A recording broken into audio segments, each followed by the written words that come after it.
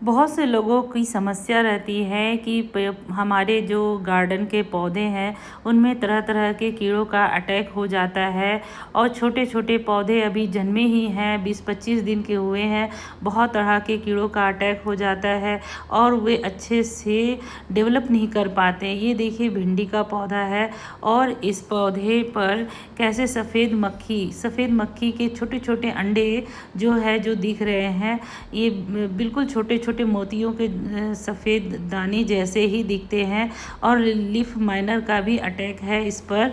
तो इस तरह के पौधे पर, छोटे छोटे पौधों पर ये अटैक कर देते हैं, जिससे कि पौधा अच्छे से डेवलप नहीं कर पाता है और अच्छे से फल फूल की अभी अवस्था है पौधे की। और ये देखिए छोटे छोटे दाने जैसे दिख रहे हैं, ये सफ़ेद मक्खी के अटैक है। इन सभी से बचाने के लिए पौधों में समय समय पर प्राकृतिक कीटनाशक का स्प्रे करते रहिए, जिससे कि आपका पौधा इन सब कीटाणुओं से संरक्षित रह सके।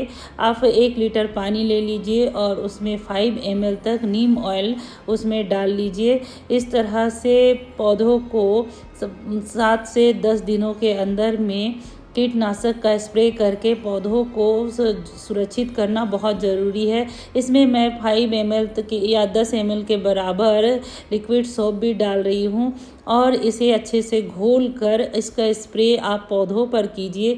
करने से क्या है, बहुत तरह के कीड़ों का जो अटैक रहता है, तरह तरह के कीड़े होते हैं, लीफ माइनर होता है, मिलीबग होता है, पाउडर माइल्ड्यू होता है, इन सब पर जो होते हैं ये बहुत ही सुरक्षित कीटनाशक होता है और इसका प्रभाव आपको हमेशा पौधों पर दिखता रहेगा। आपके पौधे अच्छे से डेवलप करेंगे और फ्लावरिंग और फ्रूटिंग के समय तो विशेषकर इन तरह के कीटनाशकों का प्रयोग करना बहुत ज़रूरी हो जाता है।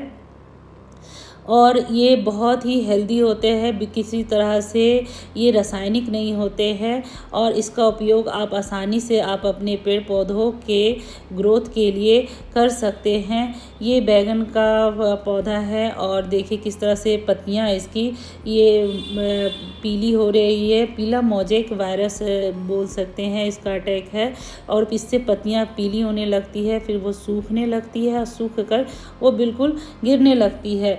इस तरह से इन सभी पर भी इसका उपयोग बहुत उपयोगी रहता है।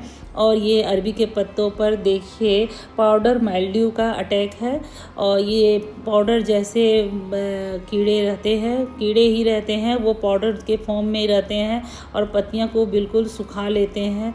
सुखाने के बाद वो पत्तियां बिल्कुल सूख कर झड़ जाती है, तो एक पत्ते से या पूरे पौधों में और बाकी के गमलों के पौधों में भी यह तेज़ी से फैलने लगता है। इस तरह से अच्छी तरह से इसका स्प्रे करिए।